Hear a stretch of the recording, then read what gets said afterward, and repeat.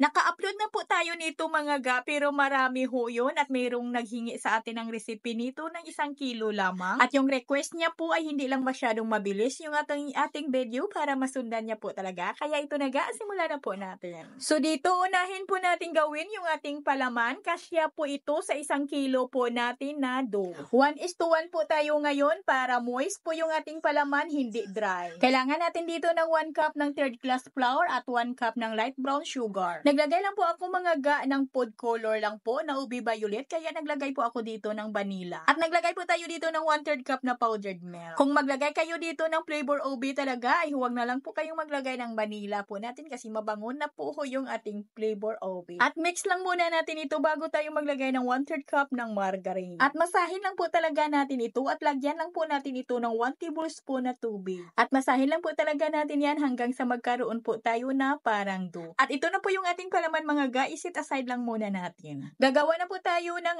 ating dough. Dito meron po akong 1 kilo ng 1st class flour at lagyan lang po natin ito ng 1 tablespoon ng yes at half tablespoon ng bread improver. Maglagay lang po ako dito ng half cup na powdered milk and then mix lang po natin yan. At lagyan natin ito ng 2 teaspoon ng iodized salt at 1 cup ng light brown sugar. 1 tablespoon ng vanilla extract at 2 cups na tubig. At tunawin muna natin yung ating mga dry ingredients bago po natin unti-unting basain dito yung ating harina. Sa ating harina mga ga, pwede talaga kayong gumamit dito ng all-purpose flour. At kung mayroon man ditong gustong gumawa lang ng kalahati lang po ng ating recipe, mga ga, ay hatiin mo lang po yung mga ingredients natin. At maglagay lang po ako dito ng half cup ng margarine. At masahin lang po natin yan at ipadaan lang po natin ito sa ating dough roller machine. Pwede ding spiral mixer, pero kung wala kayo yan mga ga, ay masahin nyo lang po yung ating dough ng mano-mano. Basta siguraduhin nyo lang mga palangga na mapakinis po ninyo ng mabuti yung ating dough. At pag nagpasada po ako ng ating dough dito sa ating dough roller machine, ay nagdas talaga ako dito ng harina para hindi naman po didikit sa dalawang roller or bola po ng ating dough roller. Delikado po ito mga gagamitin, kaya kung nagmamakina po tayo dito ay dubling ingat lang po talaga. Ganituhin lang po natin sa pagmamakina mga ga para iwas po kayo sa pagkakaipit. Bali yung ating dough ay ihulog lang po natin at yung isang kamay po natin ay nakaabang po dyan sa ilalim upang magsalo, pero yung pagsalo po natin ay may kasamang pagtupi na po yan ng ating dough para madali po natin itong mapakinis. At putulin ko lang po yung ating dough sa 30 grams. Pagkatapos po natin itong putulin, ay lagyan na po natin agad ng palaman. At yung ating palaman mga ga ay may timbang po ito na 8 to 10 grams.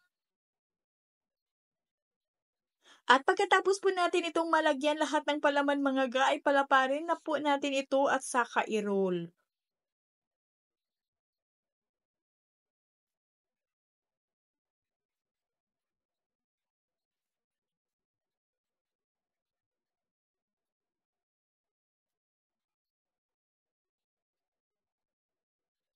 At nang natapos na po natin itong mailagyan lahat ng palaman at saka na i-roll, ay magsimula naman tayong mag-design dito. Bali, itupi lang po yan natin mga ga at hiwain po natin or hiwaan po natin dito sa gitna.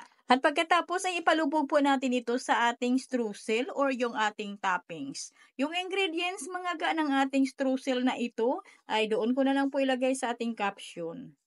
Yung ating streusel na ito ay pagsamasamahin lang po iyan natin at dakot-dakutin na may kasama pong pagpiga or kuskusin lang po natin hanggang sa magkaroon po tayo ng crumbs. Yun lang kadali yung paggawa ng ating toppings. At yung iba dito mga guy, hindi ko po ito lagyan ng toppings. Bali ay hindi ko na po ito lagyan kasi lagyan lang po natin or banyahan po natin ng margarine at saka asukal pag naluto. At bago po natin ito isalang ay palsahin muna natin ito ng mga 2 oras.